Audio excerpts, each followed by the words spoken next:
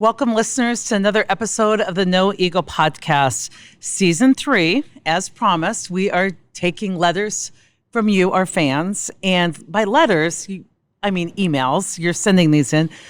But what I'm looking for is more detail than questions. And then my commitment to you is I bring people who are people I admire. We've been working with Alex Dorr, VP of People Evolution. And I'm going to bring some other people in to weigh in on some of these questions. And today, hi, Stephen. I have Stephen Matthew Adams, speaker, author, lifestyle mentor, and not just any lifestyle mentor. He's my personal lifestyle mentor. So I wanted to get your opinion. Welcome, Stephen, to the podcast. It's kind of weird. It's a video and a podcast. Thanks so much for having me on again. Yes. I appreciate my second coming here. The second coming. So a lot of you will remember Stephen, season 2. Stephen was on talking about his incredible book, On the Way. So you can plug that right now because people need to be like reading that book. I've read it. Now it's a little book and I've read it probably at least 10 times. Yeah. So it's basically in a nutshell is the practical guide to sustainable happiness and is very much a way to fuse the philosophical and the practical. It's awesome. It's like a lot of people say East meets West.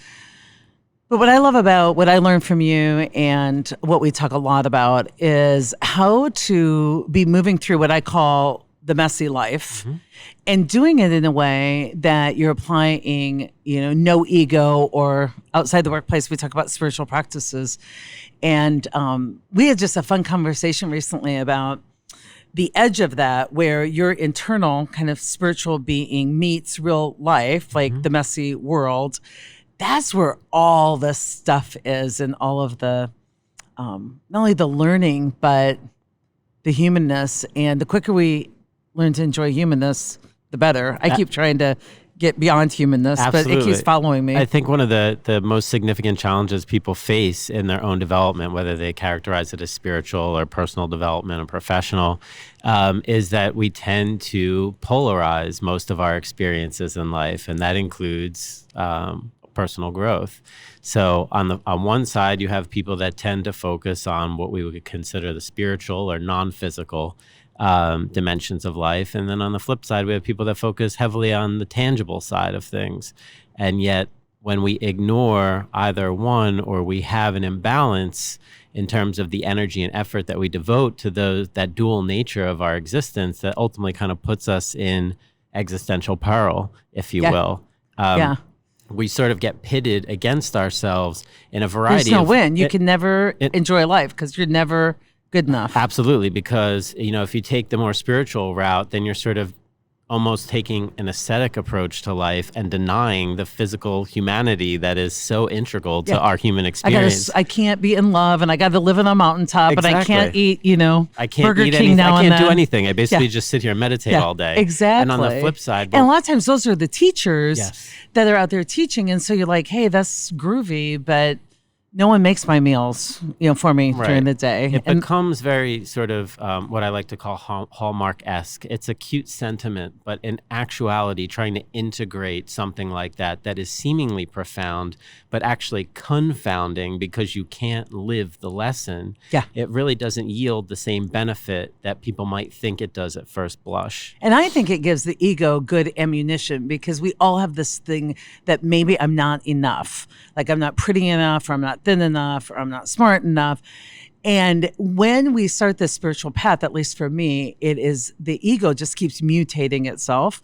And what happens for me is when I learn from these masters, these gurus, these teachers, there's no way in real life I'm going to do that perfectly. And that just taps into I'm not enough. The ego's like, that's good news stuff. And I mean, our entire culture, it really doesn't matter what background you come from or where you live or what you do, tends to be aspirational, right? And achievement oriented. And when we do that, it's a famous backdoor for the ego to come in and set you up to ultimately fail, because it's not about achievement of a perfected state. It's about walking an aligned path and learning how to cultivate. It's not about achievement of state. It's about alignment and walking a path. Exactly. That's fantastic. Exactly, because we're always falling because of the imperfection of our own humanity, right? We're not entirely spiritual. We're not entirely physical. We have an issue in the sense that we're always going to be oscillating through various phases of consciousness, various levels of consciousness. So even the most conscious of us, the gurus, quote unquote, of the world, have off days. They get angry. They're sad. Or they have big cycles. Exactly. Like I know in my own life, and we just, connected in one of those cycles, it's like I feel so evolved. And I don't mean that in an arrogant way, but I feel aligned. And then I'm like, okay, I'm aligned enough to like get in a relationship or to start a new project and then that gets really messy. And at times you fall asleep in some ways. And it's like, oh my gosh, how did I screw this up? And it's like, well, you know what? You went out and lived some and learned. But instead of like going out and retreating, it's like how to stay amongst the world and live skillfully. And that's what I love about what you and I talk about a lot, to live skillfully. Again, it goes back to even the way you just phrased that, right? That I'm enlightened, or I've, achieved some certain level of perspective, of insight, of clarity. It becomes an identification. It ultimately becomes part of our identity. It does. And we get attached again, which is... Yeah, which is a subjective construct in essence, right? So when we do that, when we create, cultivate, and perpetuate an identity, it really sets us up for kind of a constricted life in a way. It doesn't allow life to flow because we've kind of drawn the line in the sand and saying, this is who I am and this is who I am not. Yeah.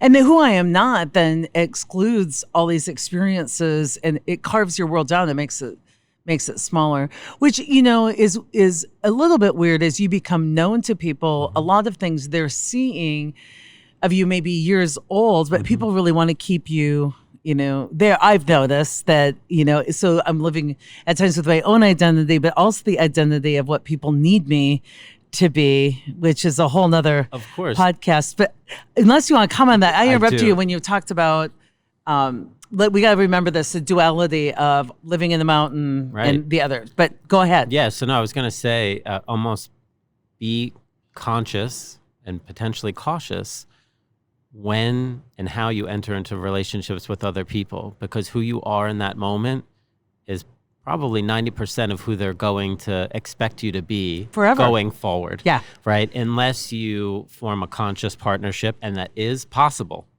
It's not common, but it is possible. And hopefully, as time goes on and people become more open to methodologies of self-awareness and walking an aligned path and aligned behaviors, that'll change. But ultimately, if we're not entering into a conscious partnership, we're not in a relationship where the other person is committed to their own growth, committed to your growth, committed to honesty and open communication, it more or less becomes a still frame, right? It does. We see that a lot with our and families. People keep manipulating you back to where they need you to be. Exactly. But oftentimes, even when you meet, it's just your personalities that meet. It's not really your hearts that meet. But we have so much to talk about. I spend hours on Skype and on the phone with this guy. Will you finish the comment? Because then we'll get into our letter about, we were talking, and I really interrupted you because I get so excited when I talk to you about the duality or the paradox of how we over-rotate on, let's be totally spiritual, and then we feel so decadent when we actually fall in love or, have a want for a promotion or desire something or, feel arrogant or angry. Right. So I think the easiest way to reduce that is to probably the simplest definition of love that I give to people, or the second simplest definition of love that I give to people. Love is appreciation without attachment.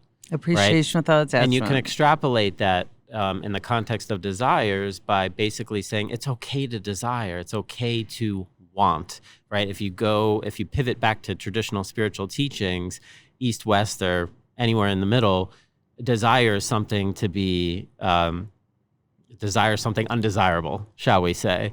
But it's an element of our humanity, right? It's almost saying you should never be hungry. That's your body's manifestation of want. But it's an integral part of who you are. It's an awareness. It's bringing in awareness that you need something as part of your experience. And in that case, it's food. So as we continue to cultivate our own individual levels of self-awareness and consciousness, our desires are less desirous in a way, in the sense that we're not desiring things because society is telling us that we should want them. It's not coming Or that we feel like they'll complete us. Like, if I get that, then exactly. yeah. Like our well-being isn't predicated on the manifestation of that outcome. And that's where we can tie that back to appreciation without attachment. It's okay to want something, but you have to be okay if you don't get it, or you don't get it when you want it or how you want it. And that's the interplay with the universe too. It's like, I'm going to take action to have impact, but I'm also going to participate in the allowing of other forces to determine for me. And I see at work, since a lot of the folks that follow us are thinking from a construct of how to be, have contentment and really make a difference at work. It's like, when you do want a promotion, it's the wanting with this allowing, as far as I'm going to do what I can do, but I'm not going to attach to that outcome, because I know the world is big, that if I want to make a bigger difference and contribute, it could be here, it could be now, it could be at this company, it could be many other places. But I think people get so ego hooked into, I can't believe they didn't give me that promotion, that they miss the other 100 promotions out there that are just theirs for the taking, but they don't want to participate in anything other than what they want. And that is just this healthy tension that surface.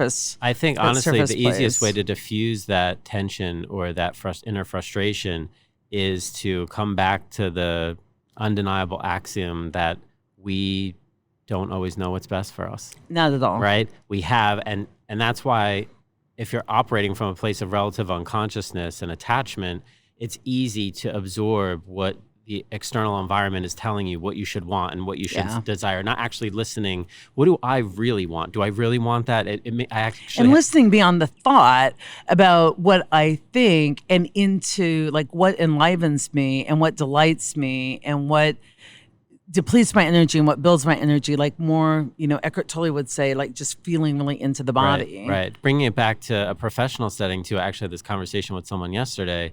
It reminds me of an old work colleague, because I come from the world of finance, right? Almost 2 decades. Believe it or not. Almost two decades of he's a very experience. talented financial guru. Yeah.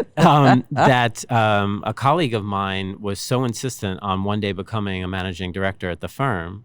And I just, being sort of the instigator that I can be at times, I asked her, well, why do you want to be a managing director? And she couldn't really elucidate what it was. Because that's the next step. Because it was just the title. It was just the power.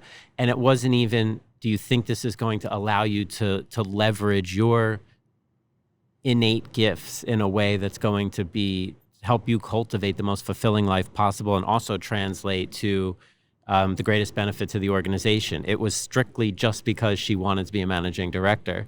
I think a lot of people in the HR field, they're listening to us, are thinking about folks who just are like, when am I going to get promoted? When am I going to get promoted? And it's not coming from a self-reflective place, but from a bigger place. I just had the thought that one of these podcasts we have to do from Wall Street. We have to do Absolutely. from, That would be incredible. Yeah, wouldn't that be fun? And draw the a paradox crowd, of right that. in front of the exchange. Right in front of the would exchange. Be incredible. Since you happen to know a few people on Wall Street. We can wear our power suits. Yeah, we'll wear our power suits. I'll have to even find mine. But it goes into the culture too of the hustle culture, the thinking that you can actually, if you just work hard enough and hustle and find the right connection, like you can create something before it's time or without partnership. Well, that goes back from to things. Even a lot of what On the Way, my book, talks about, right? In the sense that we're not guaranteed the next minute. And I'm not necessarily saying to be frivolous and foolhardy, right? That we just go but party most of us tonight. Could use a little bit more frivolity. We probably could. But it's not let's party every day because we may die tomorrow.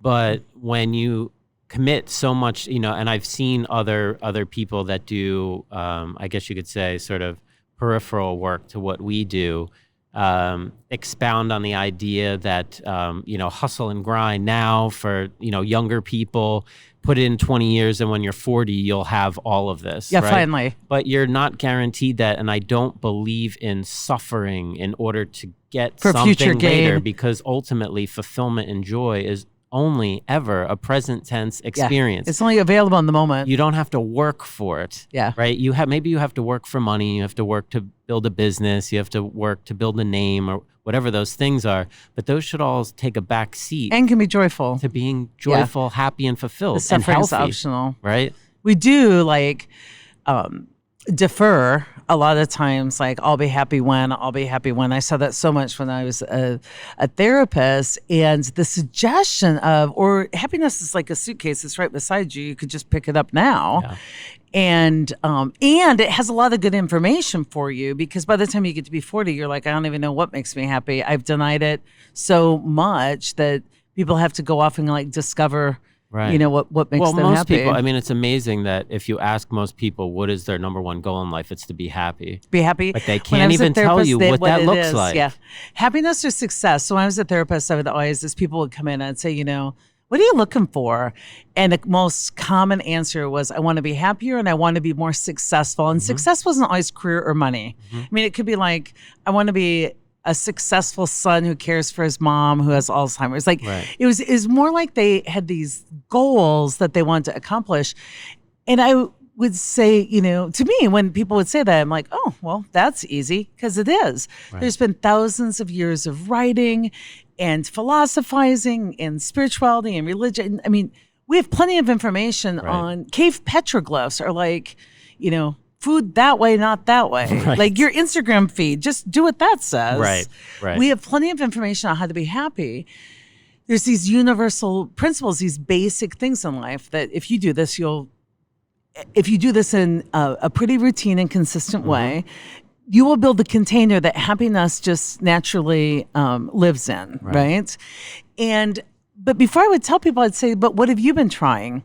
And inevitably, the flaw in their logic was, I would be happier if only I had a different, and then you fill in the blank, and it was somehow a different reality. If only I had more money or a different job or more respect or a different spouse, or if I lived farther away from my in-laws, or if I didn't live in a cold temperature, or if I was like physically, you know, looked different, then I would be happy. And that's where this belief comes in, that it's your circumstances that determine your success. Ultimately. Rather than your accountability, I say, but that word to me means so much bigger, rather than your skillfulness.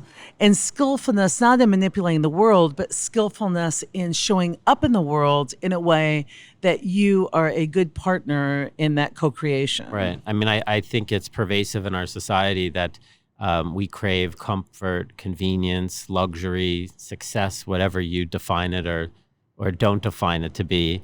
And I will say that, at least in my own experience in life, and we've obviously shared a lot of personal stories, one of the most gratifying experiences in my life was learning how to cultivate inner stillness, happiness, contentment, fulfillment, when nothing externally looked the way that I wanted it to. When your plan isn't working. Exactly. That's that we all have those big moments in our life. Those are big moments. And that's why learning how to become resilient and learning how to be still when everything around you is in chaos is so incredibly important, because it doesn't even matter if at this point in time your external reality is reflective of your inner desires. Eventually, it won't be. Life has a way of knocking those things out of balance. And I think that's a critical skill, a critical criteria that a lot of people are lacking today, because they're so focused on just getting what they want. They don't learn how to be still, regardless of whether or not they have what they want, which is further predicated on the fact that we have this overinflated egoic response that we can affect any outcome, right? If you put in enough time, enough effort. But I think both of us have experienced this in our personal lives. It doesn't matter how much effort, how much time. You could be the best of the best of the best going after a relationship, a career, what have you, and it could still blow up in your face. And then what? Then you're confronted with the reality of your existence, that so much of what's happening in your life is outside of your control. You know, and I get keyed up on that, because I think so many people who have power create that they pass on that illusion that I got power because I worked and I hustled and Mary Catherine Bateson wrote an incredible book called Composing a Life. And I read that in my 20s. If you haven't read it, it's amazing. She's Margaret Mead's daughter and Dr. Bateson's daughter. It's like these two amazing scientists got together and made a love baby. Like she's probably 9. I don't even know if she's alive. I like stalked her. But she talks about like Lee Iacocca and how we have such revisionist history where once you get to be the CEO of some conglomerate, people ask you like, how'd you get there? It's like, oh, when I was 8 years old, I saw my first Chrysler and I knew I wanted to, which is bunk. We have like this main theme. If you think about composing and music, we have this main kind of song line, and then we just add harmonies to our life. We just keep coming back to kind of that melody, and everything we do is kind of a rap on that, or a speeding up or closing. But she made the point. I don't know if it was in that book or they weren't podcasting back then, but I saw her lecture. She made the point that really is what people who have power make up to give themselves more power, that I got this way because I did hustle, I worked harder, I was smarter. And it really flies in the face of how things really are. And I think, really it's myopia in the sense that we cherry pick those aspects of their life that they seem to have been able to control. Whether or not they were behind the scenes, we sort of just see the high level story. We see the highlight reel, right? But what about the famous actor that suffers depression, or the big time CEO that gets a divorce, or there are innumerable examples of things where people that we consider to be such a force in their own lives were kind of brought to terms with reality that they weren't able to affect everything exactly the way they wanted it to. Well, and I think it's so important because then there's some judgment around that when people do have, it's just impermanence. So if you don't have the ability to really sit still, and by the way, the universe will help you with this because you'll get in situations where you get to practice over and over again. But if you don't have the ability to sit still and to, even if you lose that alignment, to find that alignment quickly with, that calm source, sit still in the midst of chaos, you get over dependent on your circumstances. And even when you have something, you can't enjoy it because you fear the loss of it. Right. Because that attachment, it's like with pleasure, we all know the opposite of that is pain, and they come together. Right. Like, if it's that type of pleasure. And so I think it's important, if you don't know how to do that, if you can't get really good with both impermanence and imperfection, and we're going to talk about imperfection this question today. If you can't get good with those two, then you're over-dependent on your circumstances. And I think very judgmental when people go through circumstances because you think it's their personal deal. And people confuse this when I preach accountability. People are like, well, their homelessness is their own damn fault. And I'm like, that's accountability used against humanness and humanity. That is accountability now that the ego grabbed onto and uses it to justify your lack of sharing resources. Right. And so, and by the way, that person, as they came through, chemical dependency treatment, perhaps, will find their pieces of accountability in there. Absolutely. But one of the things that I've been looking at a lot lately is, what? Yeah, I can look back and see something that didn't go as planned. I chose everything and I participated and I co-created, and I still can be really sad. And a lot of people use like accountability as a spiritual bypass. It's like, I'm like, oh, I'm so sad. I'm really grieving how that turned out. And it's like, well, you chose it. And it's like, well, yes, I did. I made choices. And I'm still super sad because people lose that big and if you're not able to deal with the impermanence and imperfection, the word and will be very troubling to you when you find out that multiple things can be true at once. And I think, honestly, it's something that comes up again and again in the work that I do with individuals and with groups, is that ultimately what we consider to be good, bad, right, wrong, desirable, undesirable is subjective. And so I always come back to the teaching that ultimately our greatest superpower isn't our ability to affect or manifest any outcome, as is kind of very popular in the world right now. It's our ability to recontextualize any experience such that it supports our own well-being and growth.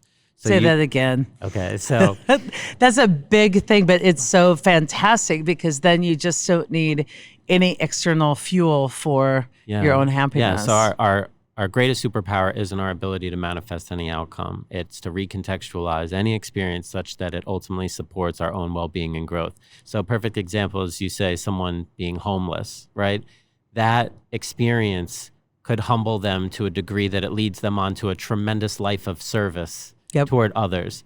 And then only after the fact, when the world sees the glorification of that story, do they heap any sort of praise on it, right? They won't say, "Oh, wow, you're going through this. It's probably going to be a very transformative and profound experience for you." They'll in essence, kick you while you're down and say, "Well, you chose this, and this happens to you, and you made all these choices." But ultimately, when we really look at all the situations that manifest in our lives, and we can frame them in the essence of almost believing in a benevolent universe or higher power, whatever you consider it to be, it's always, all of our experiences are always leading us back to ourselves. Even in our times of greatest challenge, we're ultimately being held up, a mirror is ultimately being held up to us to say, this is who you are, this is what you need to do, right? And the more acute those experiences tend to be, and we've obviously experienced those individually as well, it's, hey, wake up. Yeah. Something's wrong here. It's the wake up call.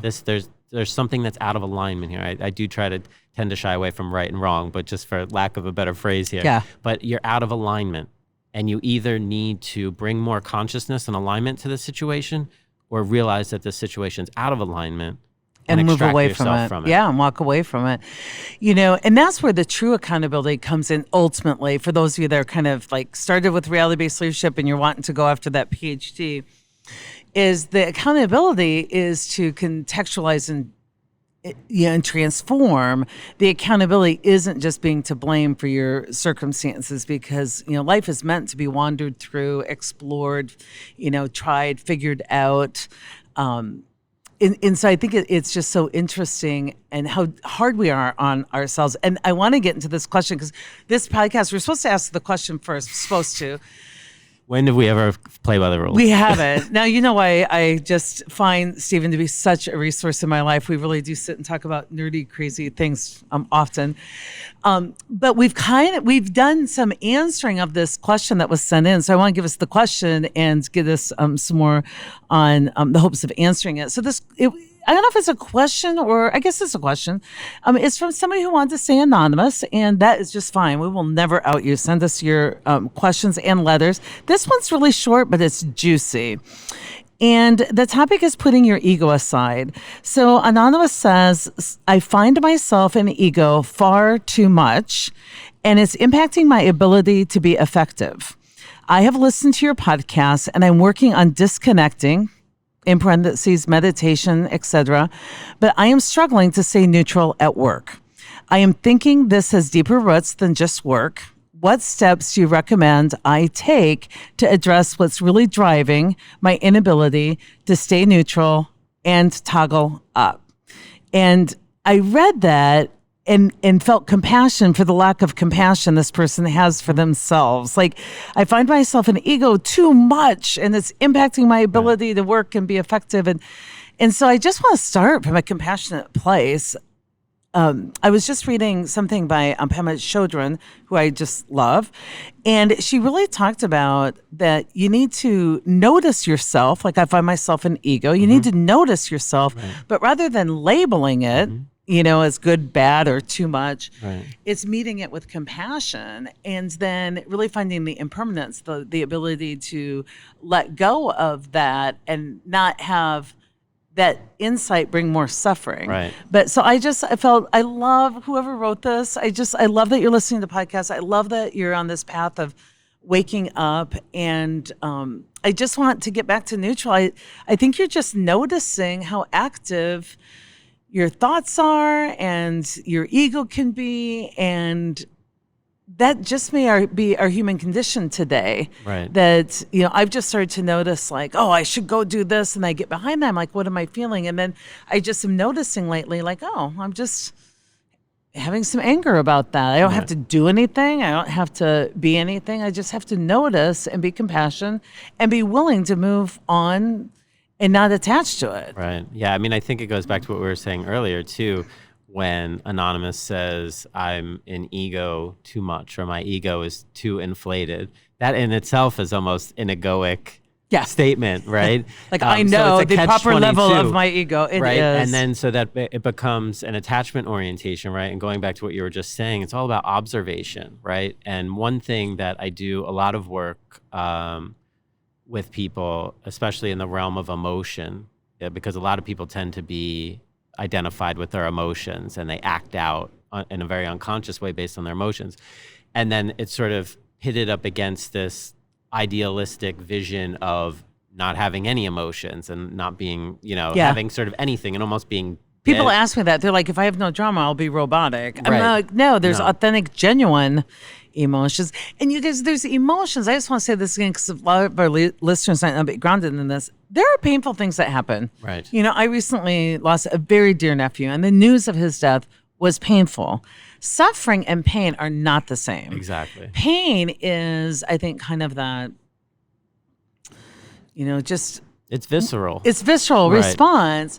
The suffering comes with not even the grief, because people grieve. The suffering comes from how I blame myself for that, or how I blame myself that I didn't, see him, or how I hold on to it, or how I maybe use my grief and lash out at others. Like the suffering is the story that keeps it alive. And that's why I say suffering's optional. Right. But a lot of people are like, if I really edit my story and get into a place of neutral, I'll have no emotions, and that's not what we're going for. The thing is, that's not even possible, Well, right? there's that. Because thoughts and emotions, right? And we can, have a whole different conversation on meditation, right? And people have so many pitfalls when it comes to their challenges because, when they start thinking in the middle of a meditation, they think they failed. Same thing applies with emotions. They are integral parts of the human experience. Their energy. Thought, emotion, and behaviors. Those are the three components of our human experience, Thoughts, right? emotions, behaviors. It's not about experiencing the thought or the emotion. It's about how you unconsciously react or consciously respond. Yeah. So you can make a choice. You can feel angry in that moment, and you can even potentially evaluate that experience, that reaction of anger as something that's immature or unconscious. Good to know that about myself. I'm being a spoiled brat right now, throwing a tantrum in my head. You can make a conscious choice in spite of your emotion. I'm not going to send that email. And that goes to higher self, which you tend to talk about quite a bit. And a lot of there is a whole compartment of the emotion that really is about things that never happened, and when you do edit your story and you get down to kind of the facts of it, you'll find that reality is hardly ever as harsh as your story. For sure. So I think there are a lot of emotions we could skip if we realize how corrupted our view of the world was because of the ego's kind of primitive source of that. But yeah, to this question, like, I'm thinking that it has deeper roots than just work. But what steps do you recommend I take to address what's really driving my inability to stay neutral and toggle up? One thing about that question in particular, one word that I really want to focus on, actually disconnecting. Okay. Right? Because she sort of groups, or sorry if it's a he or she, sort of characterizes disconnecting with consciousness. And I think that's a common misconception, that people look at meditation or consciousness or even just self-reflection as a disconnect from reality, when ultimately that's a good catch, because I don't see it that way. When we're it's my most connected. Exactly. It's all about connecting to our inner self, to our intuition, to having that clarity, that honesty, that self-awareness, right? It's not a vacation. Wellness is not a vacation from your chaos. Do you think it's like that people disconnect, like they take a break from, the chaos, or they like disconnect? To me, it's finding calm in the midst of the chaos, which is what we started talking. It's a way to soothe my neurological system by connecting into me what is like real and true and clear. And I guess for me, it is a bit of disconnecting to what's not true and clear. Right. And so I could see the disconnecting part from that perspective. Yeah, I mean, just from the experiences I've had with other people, especially more on the meditative side of things. You tend to see people go into a meditation class, and it's great that they go and they, engage in such wellness practices, but then they don't transpose the experience that they cultivated in there out into their lives. Take the yoga off the mat. Yes, like practice on the they've mat. Bifurcated wellness and real life, and ultimately you have to integrate that for it to work. Which then it becomes self-soothing rather than self-care. Yep. Because then your meditation becomes the same as a glass of wine. Exactly. Like I'm gonna have a glass of wine to disconnect or numb or dumb down or zone out. So it's natural that a lot of people might think that meditation or some other things are a process of disconnecting. And so like redefining, a great thing for Anonymous to do is to really look, language is important to me. So I'm glad that you caught that.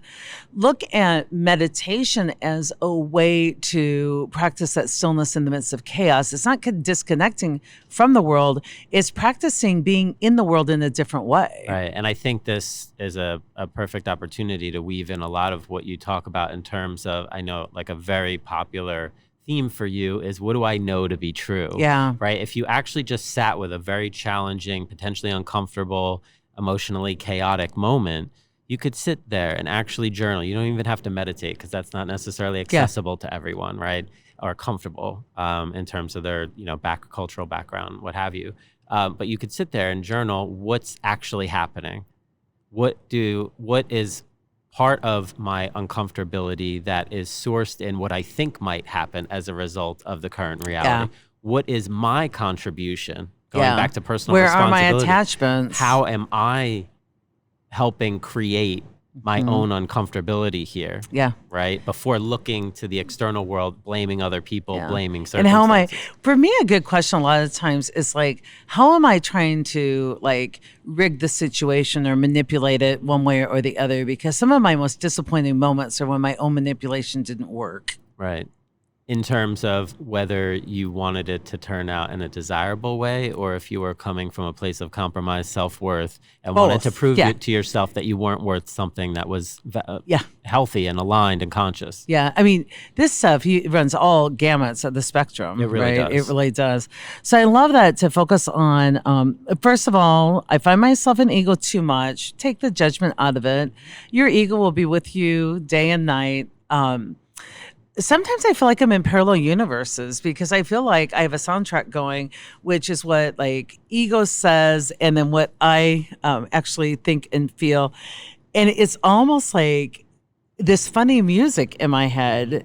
Do you remember that Saturday Night Live skit where, God, it goes clear back, where who was it would say, "Jane, you ignorant slut," like he would say like horrible things. Right. Horrible things. But I must confess that sometimes like people come to me and I'm like, "You ignorant idiot." Right. Like, and I'm like, "Please continue. I want to be present." And both are true to me. And when people are like, "Well, you're fake then. Do you think that?" Or I'm like, "Yes, I think that." Right. "Do you believe and feel this?" "Yes, that's how I want to walk through the world." Right. My conscious choice, I really am authentic when I say, "Tell me more." I really care about you. And it's also authentic and organic when I have this tape in my head. Right. And so to clean us up a little bit for compassion is if I find myself in too much ego, I continue to notice that I have ego. The next thing is, and it's impacting my ability to be effective. I don't know that you would know that to be true on what the true impact is. I'm scared it's impacting my ability to be effective. I'm allowing it because of the choices I'm making in the midst of my ego. I am not creating the results I want, but, as we were just prepping a tiny bit, because we don't really prep for these, Stephen, you had said, like, how do you know if you're ineffective? Like, until, like, what's the goal? Right. What's the definition of effectiveness here? So a lot of people are like, I feel like a failure. I'm like, at what? Right. Like, I've failed at a lot of things today, but I've also succeeded a lot, neither of which make me a success or a failure. I'm just someone who had some successes and failures. Exactly, because again, it also comes down to, are you talking about the external circumstances of your life or your internal state? right? So you could say, well, I believe that my ego is getting in the way of my relationships. I'm too demanding, or I tend to fall into relationships from a place of compromised self-worth. Or I So don't get my I needs bring in, met. Or I sabotage what people could bring to exactly. me. Or on the I flip offend side, people. internal state, I just feel unfulfilled because I have this internal judge or critique that's always telling me I'm not good enough, I haven't done enough, I haven't succeeded enough, right? So we really have to, one of the biggest things for me in my work is to get clear on the experiences that you want to encounter or And that what you're to on the way cultivate. to, because with that, and not trying to plug the title of my book there, that was just happenstance. But ultimately, if we don't have some sort of clarity in terms of what path we're trying to take, it's almost impossible for us to find that path or walk Right. that path consistently. And sometimes I worry when people are like, I'm not effective with my work relationships. Is it that I've upset people or I'm not pleasing people? Right. Now, if your behavior is such that we would all kind of say that's probably not that strategy probably doesn't have a lot of odds of working. That's one thing when your behavior is outside. But what I know at times too, when I'm my most authentic, not offensive, authentic, it starts to be less effective on some folks. And sometimes those are the folks that I'm moving beyond. I don't want to say above or any judgment, but sometimes my noticing where in operating through the world as I currently am, where I'm less effective, that sometimes gives me surprising information about just like what clients not to take again. Exactly. Or what job not to, Right. Because a lot of us are over functioners. People listen to podcasts, the people who are under functioners are not listening to podcasts, commuting and listening to podcasts and writing side questions. And Right. the people that are over functioners probably, are also measuring what they're doing by their effectiveness with others. And I just want to say that while I love that you pay attention to that, that's not always the best measurement. Right. Because, I really appreciate what you were saying too in terms of pleasing other people. And I think that is a common pitfall in the work dynamic, right? That I feel that my boss isn't happy with my performance, so it must be my fault. But who's to say, and it's a great place to start with personal accountability, but then to also look at the other contributing factors to the circumstances. Does your boss potentially have unrealistic expectations? Is he or she misinformed? There's just a whole host There's of a whole things. lot there. But what we do with that a lot of times, we take maybe our responsibility and then we find their responsibility and then we fall down because then we blame them and then we stay and we're just angry. Exactly. I talk a lot about the Dalai Lama says, suffering is optional. If it's fixable, fix it. And if it's not, radically accept it. So if there are some contributing factors, are you asking your boss for clarification or are you saying, I really am bought into this goal and here's what it might take. Can we, negotiate this? Because there's a lot of times too that where I'm ineffective or where I'm unwanted, there's a very peaceful process called following the simple instructions. And, for me, it's like I've done a lot of like, I can succeed in spite of the facts. And another teacher I love is Byron Katie, and she talks about, if you're walking down an alley where people, are using drugs and, they're putting needles in their arm and it's dark and it's late at night. And there's some people that, believe their best shot at getting fed tomorrow is robbing you, right? It's one skill set to move down that alley without judgment. But there comes another point where you might want to say, why do I keep walking down that alley? And it's okay to have preferences, to not judge, but then be willing to say, I really prefer, to walk on a well-lit street without some of these things in my life. And so I don't know why I picked that up. This person, Anonymous, you seem kind of hard on yourself, which tells me you might be an overfunctioner. However, if there are things you're doing that aren't effective, one of my best bets is I go to people and I ask them, what could I do for you to be more effective in getting this done? Because a lot of times we sit off and think to ourselves about what we could do to make that person do. And the only expert on that person is that person. Right. So, to go ask them. That dovetails back into what you talk about quite frequently too, in terms of editing our stories, right? You could totally have this situation cultivated, created in your head that your bosses demanding and are mad at you or considers you underperforming because they grimaced because they got a flat tire on the way to work, had nothing to do with you whatsoever. And yet, just because you don't have that open line of communication, or you don't necessarily understand always what how your boss sort of communicates your level of performance to you, that you automatically assume from a place of compromised self-worth that I'm not doing enough. That's a good point as well. There's so many ways to go with this, and I think that's the purpose is, the steps I would offer. She asked for like steps, and the steps, it's not 1, 2, 3. I would offer suggestions. You're getting into the really juicy stuff, so stay curious. Absolutely. And notice and be compassionate and learn to make good amends, so that when you have offended somebody, if you can, a good amend is, I am sorry, some insight. Here's what I did, and here's how I think it might have affected you adversely. And then the real part of the amends is, what can I do to make this up to you? And then the behavior change. And so a lot of times it's not necessarily just that my ego drove me to do it. It is getting more conscious about what I'm feeling, and whether it's subconsciously or consciously, I'm choosing to move forward. The practice I would give here, I love to give homework, and I love journaling.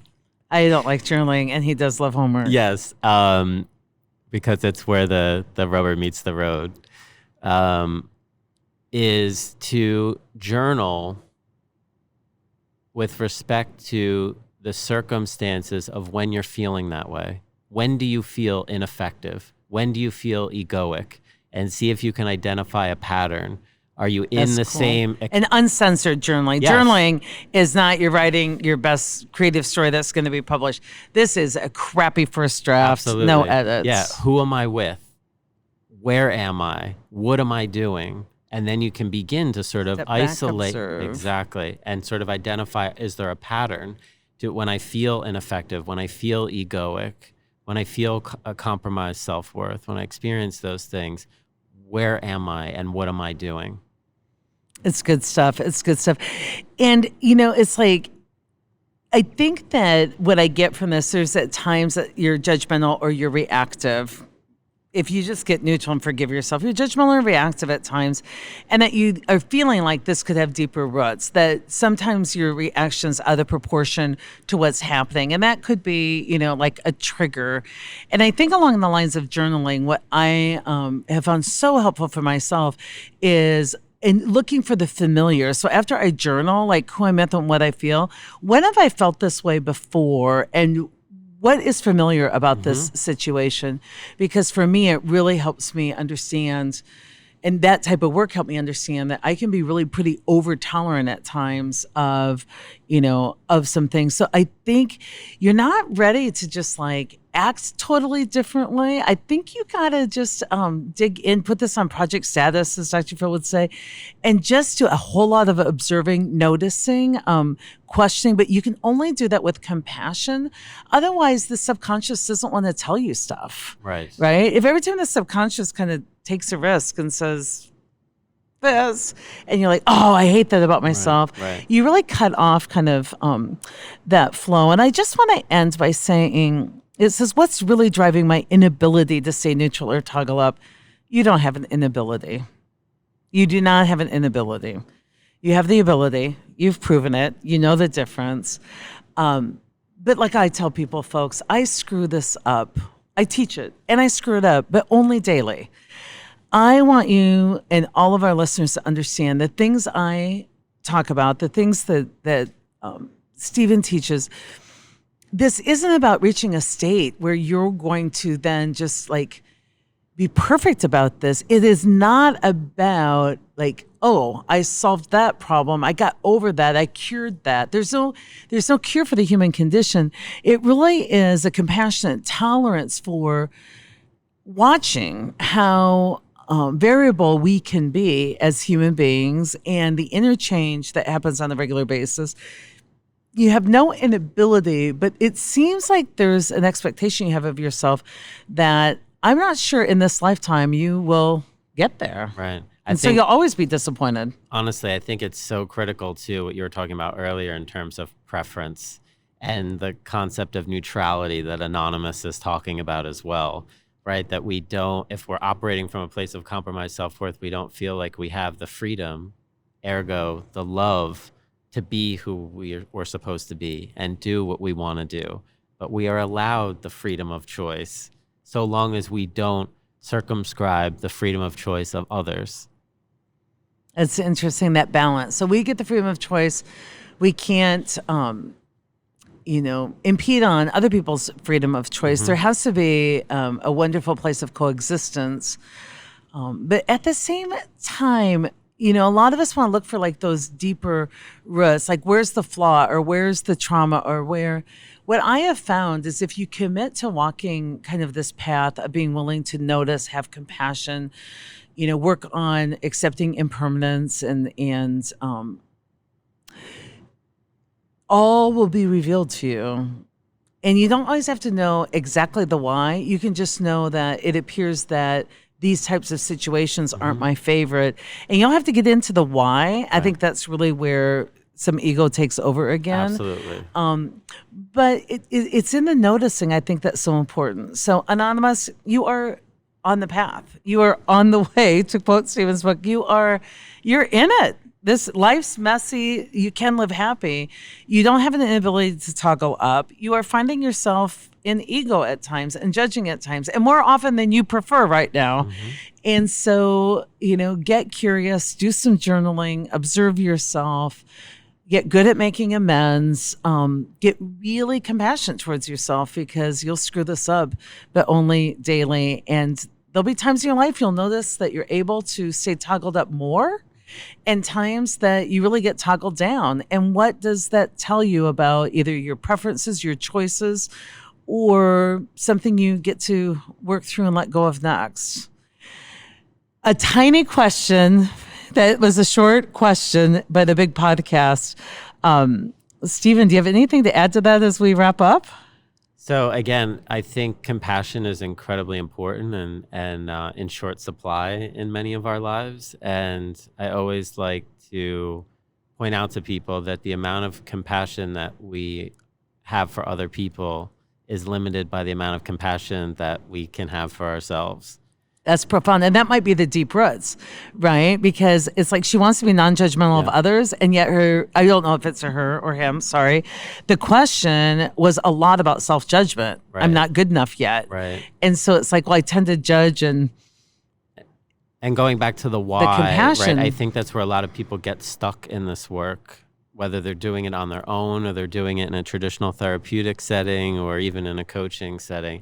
People always want to drive to the root experience to figure out, and in essence, that's almost a way of externally blaming, right? Blaming or holding on to the suffering. Or holding on to the suffering. Because what difference would it make if you knew the root? It doesn't matter what it is. But in business, we're like, if you find root cause, it's by definition solvable, not on the emotional realm. Right. It doesn't matter. What matters is the present moment. What matters is observing where you're at today, right, and the consciousness by which you choose to interact and move forward. Exactly. It's the difference between having an emotional reaction and a conscious response. It doesn't matter where it came from. Yeah. It's happening. You may never know. What are you going to do about it in this moment? Exactly. Because people that do transcendental meditation don't put any weight on the thoughts that come up while meditating, because stress, leaving the body, leaving the neurological system, the way out, the little bubble it rises up on, is to attach to a thought, whether or not the thought was even true or not, whether the thought is really what's bothering you or not. That's just its way out of the body, is to manifest. And so awesome. It took us that long Anonymous. to keep it up, Anonymous. Yes. I love your path. We're already toggled up because you asked the question to begin with. No kidding. And it's funny that it took us that long to get to our answer. Our final answer is get more compassionate towards yourself, and you'll find you're more compassionate towards others. That's the root cause. That's what I'm going with. Now you know why this guy's been such a wonderful addition to my life. I hope you enjoyed our deep talks with Stephen Matthew Adams. More to come. Absolutely. Thanks, I. You bet.